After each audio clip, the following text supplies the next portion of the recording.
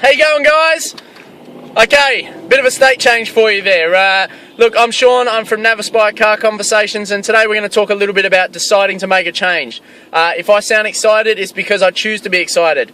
Look, I've had some really challenging times in the last week or two. I'm going to tell you a little bit about the situation, and you're going to look at me and go, you know what, this guy's a little bit crazy. Well, I am, because I decide to be. So the scenario is my mum, as I said in a previous video, she's dying of cancer, and you know, we've had some pretty challenging times over the last couple of weeks. Actually, while she's just on her last months of life, her partner has decided to leave her for another woman. He has defrauded her out of her business, well, allegedly defrauded her out of her business, and yeah, there's been a whole lot of nasty stuff. There's been some violence involved, so you know, it's been a really challenging couple of weeks, but I'm excited. Why am I excited, you might ask? Well, you know, the last couple of weeks have been really challenging for me, and when you're a coach, people expect you to always be up, and you know, you learn the tools that you can do to change your state, but sometimes things still eat at you on the inside. And you know, that's where I've been the last couple of weeks. You know, things have been eating away at me, and I haven't had great results. You know, when I'm working, I'm not on the ball. I'm not listening to people as clear as I should be, and you know, it hasn't worked for me. And I remember thinking back to some of my coaching, and one of the words that resonated with me was, decide how long are you going to be down. And that's what today's really just about, this short video is about. You know, you can be as excited as you want. You can have some of the biggest travesties in your life and be excited. Now, I know that sounds strange, but, you know, this morning I got up and, yeah, I was still a little bit down. And it's funny, I had this major state change where I got it, woo, let's go! You know, it's a different body movement. You see, when I talk this way, my body gets excited, and the smile comes out, and the voice changes. You know, that's physiology. That's what you do with your body to make you feel a certain way. And if I wanted to sound down, I could do that I shrink my shoulders, and I just don't kind of look up much, and I just, you know, I sound a bit hesitant, and you know, you can change your state, and how you change your state changes how you feel to a degree. But today, you know, one of the challenges I've had recently, as I said, has been really eating me up on the inside, and I had to decide that you know, enough's enough. So I got up this morning, and you know, I took care of my beautiful little children, and got them ready for school. And you know, I was still a little bit down, and we've got some contractors in today to do some work on our house, and then I got in the car and I just went, I'm done. I've had enough of this sad shit. You know, my work has been suffering, my relationships have been suffering. You just don't produce good results when your focus is negative, because when your focus is negative, it's inwards, you know. And when your focus is positive, it's outwards. You're focusing on what you can give, what you can contribute, how you can help people. When you're in a peak state, you're just smashing it out. That's what you do, you know. You focus on what you can give, what you can contribute, what you can produce. And I've not been doing that. I've been having very inward focusing questions. So this morning when I got in the car, I just went, enough is enough. You know, I'm done. I've made my decision. I'm over. You know, and I'm going to start producing some good results. And so what I did was, I made a decision to change my state, and we do that through three ways. We manage our physiology, we manage our language, and we manage our focus. So, you know, my language had already changed. I went from, you know, your language is all defined by your questions, and we'll talk about this more in a minute, or in probably another video, but, you know, some of the questions you can ask yourself is, how could he do this? What are we going to do now? She's got nothing. She's going to die soon. How can you do this to a dying woman? You know, and these are some of the questions we ask. They're dumb questions. Don't do it. First of all, they're questions you don't have answers to. You know, you can't possibly get answers to those questions. Well, you're going to get answers to them, but they're going to be dumb answers. Right? So they're not going to empower you. So don't do it. You need to ask better questions. And the questions you should be asking were, well, what could I respect about him? Or, you know, what's funny about this? Or what have we learned through this? Or how are we going to be stronger people? Or, you know, what are the 2 things I can do today that are going to make me smile? Or what's the one thing I'm going to do that's going to make my mum more happy for the rest of her life, you know? And you can ask much better questions and they're going to give you better results. So I started asking better language, and my language was around determination, about a gut feel that enough is enough, you know? I'm going to move on, I'm going to be happy. My physiology changed, and this is probably one of the biggest things for me. Physiology is a big thing for me. I'm a physical kind of guy, so you know, physiology. I changed it through music. Sorry, sun glare. I changed it through music. I put on a song on the radio called "Live It Up Till It's Gone." I don't know who sings it. It's a great song, got a great beat to it, and I started clapping. Woo! Let's go! You know, and people looking at me in the cars, just going, "This guy's a little bit crazy," but that's okay. You know, when I do these videos, especially when I get a bit excited like I am now. You know, you're talking fast, your arms are moving rapid, and I'm looking all over the place because I'm trying to do this and drive at the same time. You know, I'm going a mile an hour, and people look at me going, this guy's a little bit strange. You know, that's alright, I don't mind that. It gives them a little bit of a smile too, so it makes their day too. So, yeah, so I changed my physiology through music. I got clapping, I got moving, and that's when I went, you know what, I'm going to switch on the camera while I'm operating in this peak state. You know, I'm really peaking and I'm ready to go. I'm ready to have a great day and help some people and move forward. So, yeah, so you change your physiology, your language, and then you change your focus as well. You know, life is really what you focus on. If you focus on the negative, you're going to get the negative. If you focus on the positive, you're going to get the positive, you know. So, as you sow, so you'll reap. You know, what you are, what you eat. You know, you get what you give. You know, we've got all these analogies that say essentially the same thing. Whatever you put in is what you get out. So if you focus on the negative, that's exactly what you're going to find. If you focus on the positive, that's exactly what you're going to find.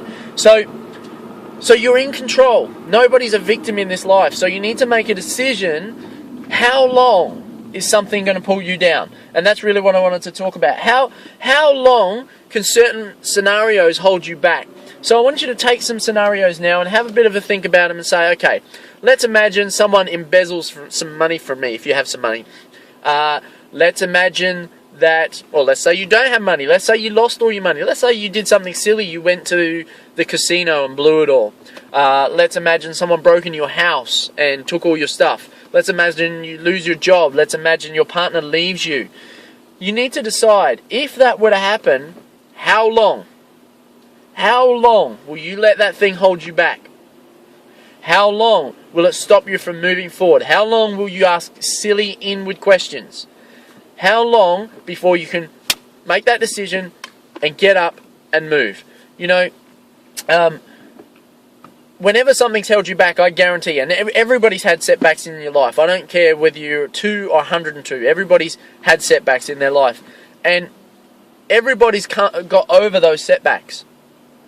Now, when that happens is when you make the decision to get over it. Nothing else has changed. The scenario hasn't changed. And for some people, it takes longer than others. You know, we call those people emotional or whatever. So those are people that they decide for them, they need a little more time. And that's okay. It's okay to need a little more time. But you need to make a line in the sand and say, okay, this is how much time I'm going to spend. You know, we do it subconsciously as well, you know. You might hear language saying, well, when someone's partner dies, you know, they shouldn't be looking around for another partner for at least a couple of years, or a year, or 5 years, or whatever it is. You know, generally speaking, I hear people say a year or 2 years. Now, that's their line in the sand for them. That's their view of, okay, 2 years, that's my grieving time, or a year, that's my grieving time for when my partner dies or leaves me, or whatever the case may be. And you have a grieving period for anything. You have a line in the sand of what you think is acceptable. The funny thing is, you know, if you were looking at a friend, you'd be able to say, geez, he got over that quick. He seems alright, he bounced back really hard. Or you might say, he's hanging out a bit, you know, about time he got over it. That's your line in the sand at work. The challenge is when you're caught up, when you get caught up in the emotion of sadness, the emotion of guilt, the emotion of anger, the emotion of frustration, or whatever it is, it's very hard to draw that line in the sand sometimes and step over it and say, okay, I'm done, I'm through the gate, let's move forward. So that's why you need to decide in advance and hold yourself accountable, right? If this happens, it's going to be this long. If this happens, it's going to be that long. And then get excited. Get excited, because once you hit that date, it's time to move forward. You know, one of my analogies is that life is a roller coaster, and the reason I use that analogy, it works well for me and it's common. A roller coaster is never the same, and I don't believe life is ever the same. I think it's constantly changing, and the more you can get used to that, the better. So embrace change. Sometimes it goes up, sometimes it goes down. It can swing all around the place. So, you know, the roller coaster will sometimes move slowly, and sometimes it will move really fast. Sometimes it'll stay there for a little bit and lull you into a false sense of security. Has anyone ever been on a roller coaster and you know, it's just cruising along at the top, and then all of a sudden, whoo, down it goes, right? That's the false sense of security of life, right? You're sitting there going, oh, I enjoy the view, this is great. Whoa! You know, like, holy here we go! That's life, right? It's going to go down, and then you're going to go up, and so even when you're up, don't make the mistake of thinking, you know what, I'm up, I'm on top of my game, I'm going to stay here. No, unless you keep changing, unless you keep moving, you're not going to stay there. Everything is temporary. Everything is temporary. So you need to decide, how long is it going to last? How long is that sadness going to last? The other thing about the roller coaster, there's some strange people on a roller coaster. Some scream and annoy you. Some sit quietly and you look at them and just go, man, they're owning this thing. You know, there's all sorts of different people. That's life. So, you know, you have to decide again, how long's that going to hold you back? And then get excited. When you're down the bottom of that roller coaster and you're looking at the dirt, it's only 2 feet away from you. You know that the only place left to go is up. So, you know, if you're in that place right now, I was there this morning. Right? This morning, I was in that place. My mum's dying. We don't know for sure, she's got stage 4 lung cancer. We don't know for sure exactly how long she's got to live. We think about 3 to 6 months. And her partner, as I said, has really hurt her in the last few days, and I've been getting, you know, multiple phone calls every day, and I've had to rush out to protect her physically, and there's been a whole range of things. You know, as I said, there's been some alleged fraud going on, and it's been a very, very stressful time.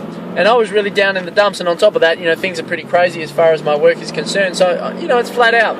And, you know, as recently as this morning, that was still getting to me on the inside. I was controlling my outwardly state, but it was still eating me up on the inside. And, you know, not anymore. I made the decision.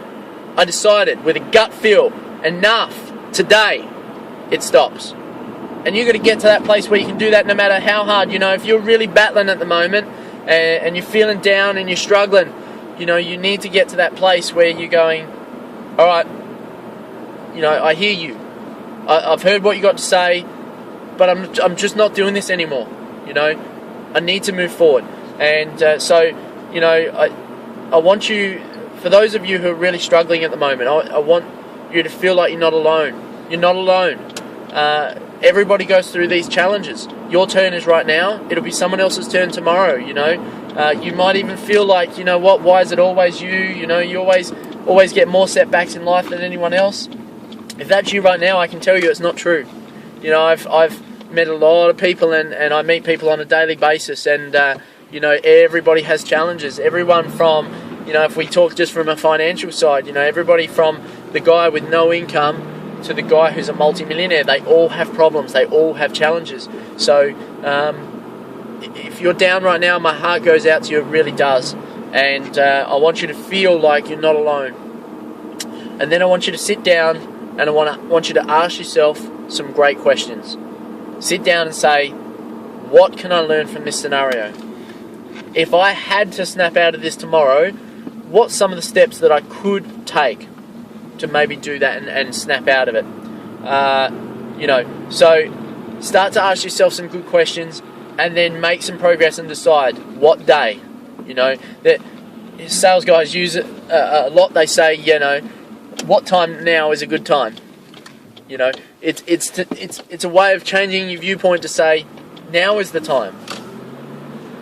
Okay, now is the time. Alright, I missed that. Now is the time. Does that make sense? So, it's always now. Now is the time that you're going to do that. So sit down, turn this video off. If you're in a place where you're right down the bottom, decide tomorrow, today, whenever it is, how long. And then for all the other scenarios that could happen in your life, how long? How long can that hold you back? How long can that stop you producing your peak results? And you need to understand that nobody is responsible for your behavior, your feelings, your thoughts, except you. Nobody. Doesn't matter what anybody else does to you. You are responsible for your own behavior. So, if you're in that behavior, if you're in that pattern of beating yourself up, stop it. Make the date. Sit down, plan it out, and move on. Alright, well, that's it for me anyway. So, thank you again for watching. This is NAVASPIRE Car Conversations. Check out our website, www.improvedaily.com.au, and we'll see you on the next video. Have a great day. Woo! See? Have a great day. Alright, see you guys later. Bye.